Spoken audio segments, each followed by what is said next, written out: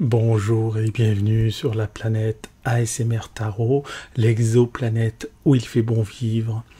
Je me présente, je m'appelle Eric Bachet, je suis tarologue et coach de vie.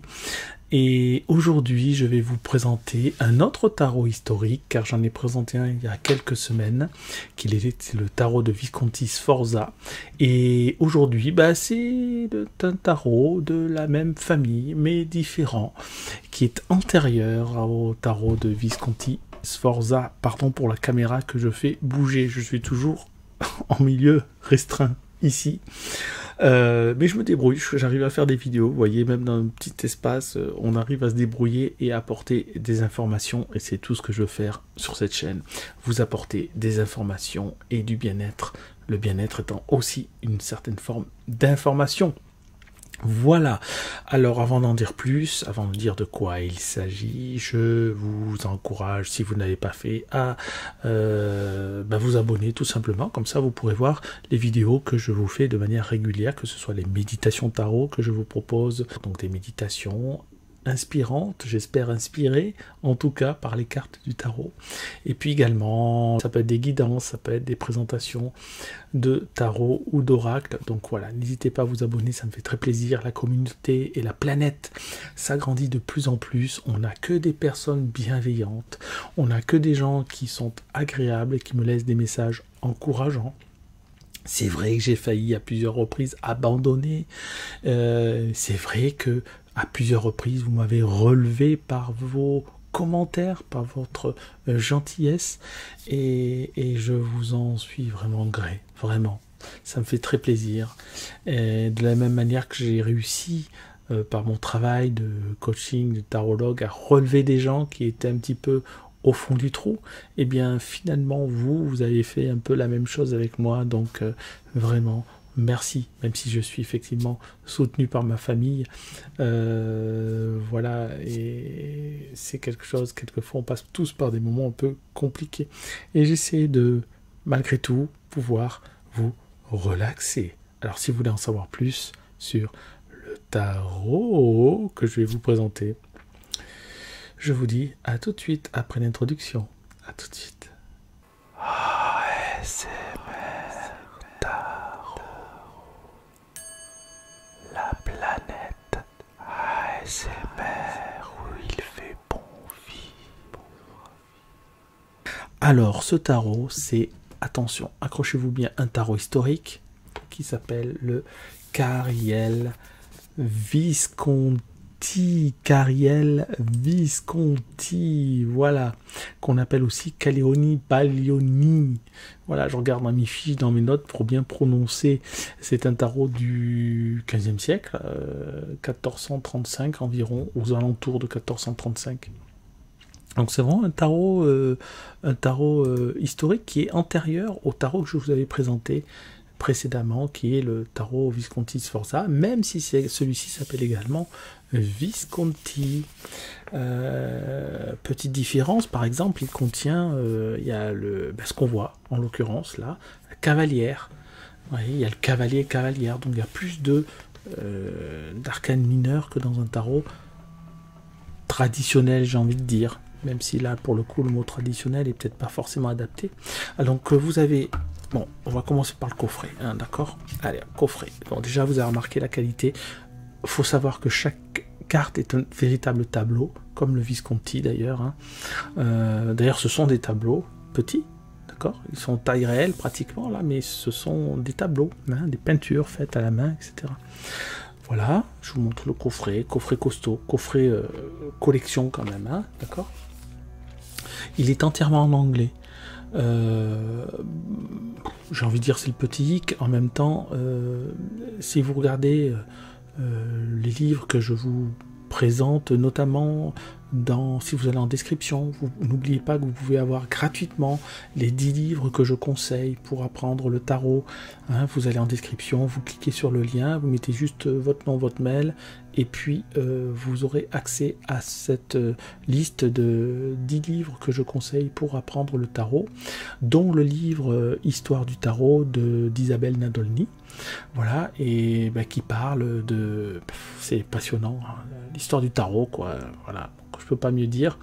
Et puis également, le livre dont je voulais vous parler, c'est également le livre d'Emmanuel Iger qui s'appelle le tarot, voilà, le tarot de Rider-Waite, mais ne vous fiez pas à ce titre, puisqu'elle parle également en parallèle du tarot de Marseille. Donc même si vous aimez le tarot de Marseille, vous pouvez acheter ce livre d'Emmanuel Iger, pardon, qui s'appelle le tarot de Rider-Waite, tout simplement. Et donc ça, pourquoi je parle de ça? Parce que ça vous aidera. Je ne touche pas de royalty sur le livre.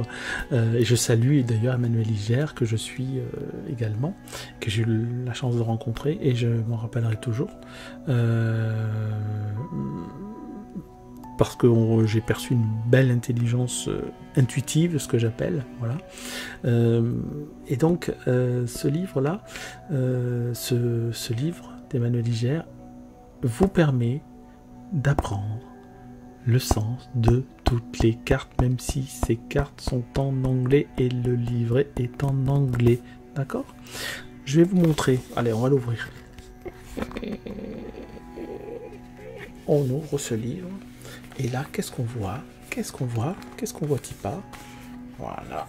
Je vous montre ça. Voilà comment c'est constitué. Ça, c'est la couleur du fond des cartes, du dos des cartes. C'est magnifique. Magnifique. Allez, c'est parti. Je vais essayer de ne pas te faire de bêtises. On a le livret. Pour le coup, je peux l'appeler le guidebook parce qu'il est entièrement en anglais. Donc le mode d'emploi, le livret d'explication, si vous préférez, entièrement en anglais. C'est dommage parce qu'il y a peut-être des choses intéressantes. Hein. Malgré tout, bon, on peut se débrouiller sans. Ça nous parle des emblèmes. Voilà, les emblèmes de la famille Sforza. D'accord. Alors ce tarot a été fait par Thierry de Police, qui est un grand chercheur en tarologie, n'est-ce pas, et de un monsieur américain, me semble-t-il. Mince, j'ai pas le nom. Ah voilà, Stuart R. Kaplan. Voilà. Thierry de Police, que vous pouvez aussi voir dans, si vous regardez sur YouTube, vous tapez musée de la carte à jouer, ici les Moulineaux, où j'ai fait quelques séjours là-bas pour étudier les cartes, et il a fait plusieurs conférences, pas que lui d'ailleurs, des chercheurs, des véritables chercheurs, sur l'étude des cartes, l'historique des cartes, la fabrication des cartes, la composition des cartes. C'est totalement passionnant si vous aimez ça, donc cherchez un petit peu sur YouTube, ici les Moulineaux, Thierry de Police, vous devriez tomber sur ces vidéos là, c'est extrêmement intéressant. Allez, j'ai parlé du livret, oui, bah, rapidement, de toute façon, voilà. Ensuite il parle des sens des cartes un petit peu, et puis il parle de ce livret, beaucoup de l'histoire, voilà, beaucoup d'histoire, mais c'est en anglais, voilà, donc si on lit pas l'anglais comme moi, c'est un petit peu compliqué, j'arrive à comprendre un petit peu, mais c'est un peu fastidieux, on va dire. Et puis ensuite nous avons les cartes. Alors c'est un tarot de collection, je précise, c'est-à-dire que je ne me sers pas de ce tarot pour tirer les cartes. Hein, voilà. Voilà. C'est un tarot dans lequel il y avait des cartes manquantes et elles ont été reconstituées grâce à l'aide notamment de monsieur Thierry de Police. Voici le dos des cartes, regardez si c'est pas chouette ça.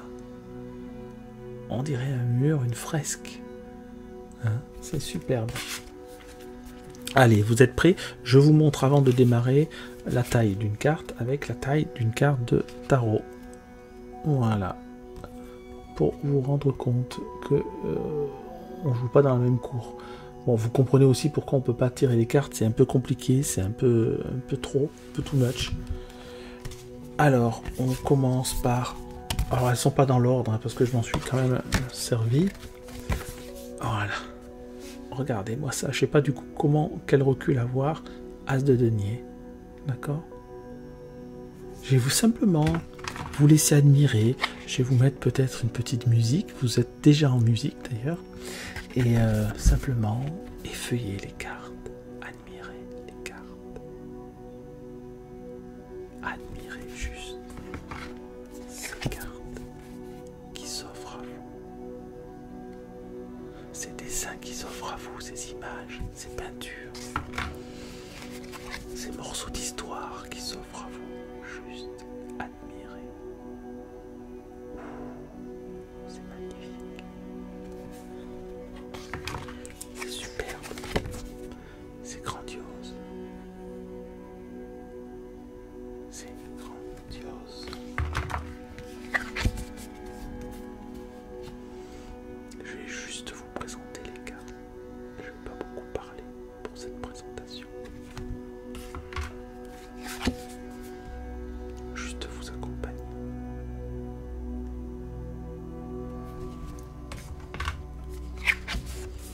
Et si vous n'avez pas vu la vidéo précédente, enfin pas précédente, mais sur le Visconti Sforza, essayez de la voir. Elle n'est pas ancienne, vous allez la retrouver. Vous allez sur la playlist présentation, review, et puis vous allez tomber dessus. Le chariot. C'est une femme qui est sur le chariot.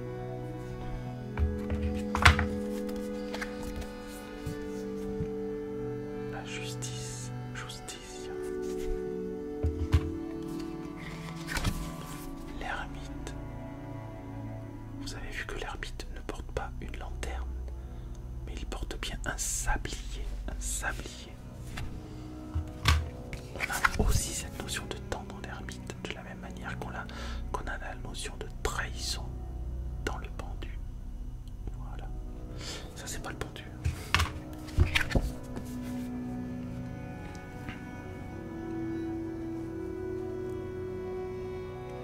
La force. Quand on parle du pendu, il n'est jamais très loin. Voilà.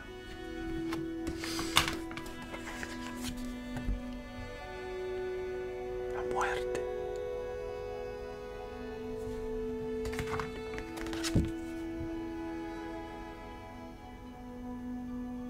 Temperanza. El diavolo. Rouge et vert.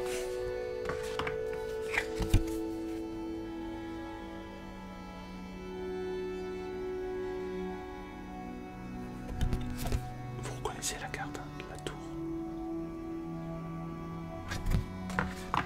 C'est magnifique. Vous pourrez faire pause si vous voulez regarder les cartes plus longuement.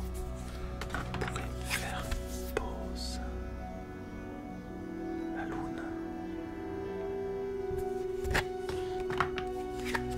Et le soleil.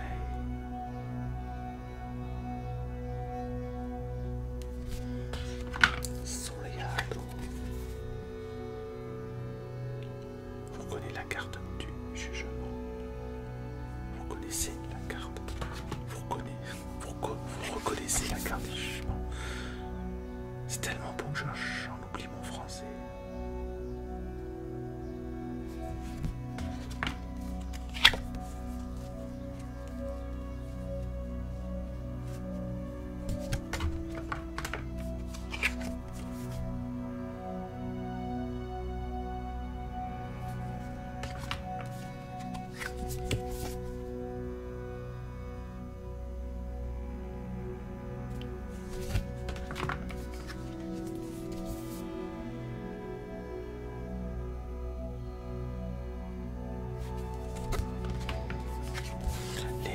Les fonds étaient dorés, hein, d'accord.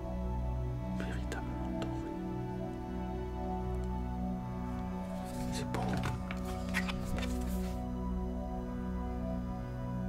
Il fait vraiment partie, celui-là, des tarots les plus anciens. On parle toujours de tarots anciens, historiques, etc. Celui-là, il fait vraiment partie des plus anciens.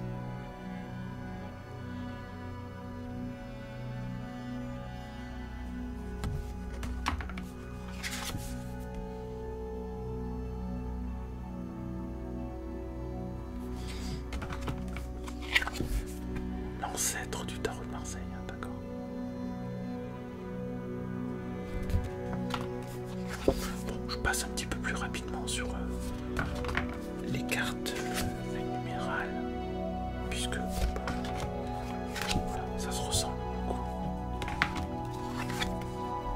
Voilà. Le 4, le 3.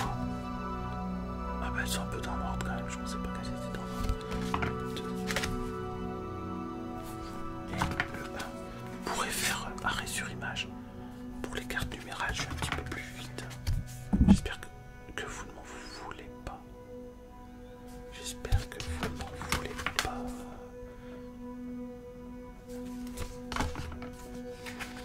Ah bah voyez, en plus, je m'en aperçais, je ne m'en suis pas aperçu, mais je suis passé au chuchotement naturellement. C'est donc que je dois le faire, alors je continue, désolé. De toute façon, je ne parle pas tant que ça.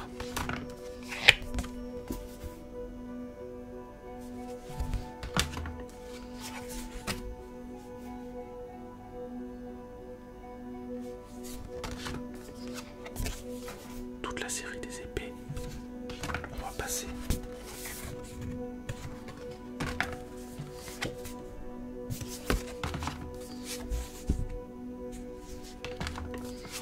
On va passer très vite.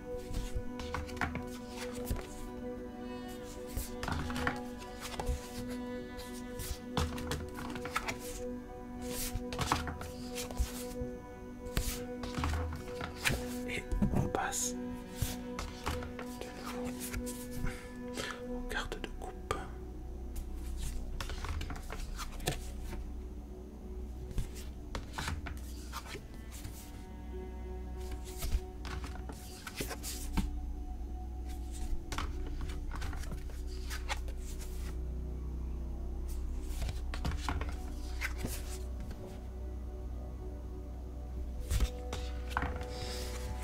Voilà, je vais passer très vite, voilà les coupes. Hop, on va passer très vite parce que il n'y a pas vraiment d'intérêt. Allez, je vais vous montrer l'as de coupe quand même. Voilà.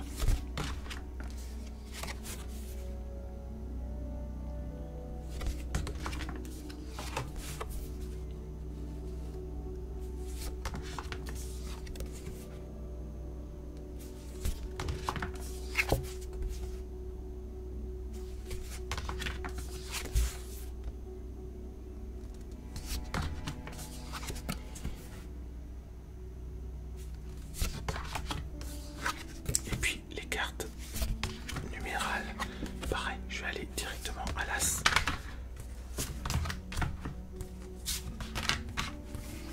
Voilà. Il est où l'as? Ah ben je l'ai pas. Je l'ai pas l'as. Ah ben l'as de denier, je vous l'ai montré, c'était la première carte. On va terminer par le 2 de denier. Voilà. Voilà, donc j'espère que ce jeu vous aura plu. Je suis allé un peu vite. Bien évidemment, vous pouvez faire des consultations avec. Hein. C'est un jeu qu'il est bon de posséder si on est collectionneur ou si on est, comme moi, pas collectionneur, mais que l'on s'intéresse au tarot en général et au tarot de Marseille en particulier. Bon ben voilà quoi, c'est un tarot qui est quand même intéressant à avoir, ne serait-ce que pour comparer. Quelquefois ça m'arrive de le prendre pour comparer certaines cartes, etc., de manière à enrichir mon vocabulaire intuitif, j'ai envie de dire. Et voilà, donc voilà. J'ai une petite préférence pour le tarot de Visconti Sforza. Mais c'est pas grave, il est quand même très bien pour justement, si on s'intéresse, comme je viens de le dire, à l'histoire. Voilà. Qu'est-ce que je peux vous dire d'autre? Écoutez, on va abréger. J'espère que c'est une vidéo assez courte, mais je tenais quand même à vous présenter ce tarot, parce que encore une fois, c'est un tarot qui est important de connaître, même si on ne le possède pas, et qui est important à connaître, savoir que ça existe. C'est ce qui nous permet, nous, tarologues, de nous raccrocher à des choses un peu traditionnelles et pas simplement tout le temps à des nouveautés, des tarots qui sortent, des oracles qui sortent, qui ont plus ou moins de fondement d'ailleurs. Là, on est sur le fondamental, la fondation, hein. Donc c'est quand même important de savoir de quoi on parle quand on parle de certaines cartes. Voilà. En tout cas, merci de m'avoir suivi jusqu'ici. Merci pour tout ce que vous m'apportez et il ne me reste plus qu'à vous remercier et à vous dire à très bientôt. Merci beaucoup et à bientôt. Au revoir.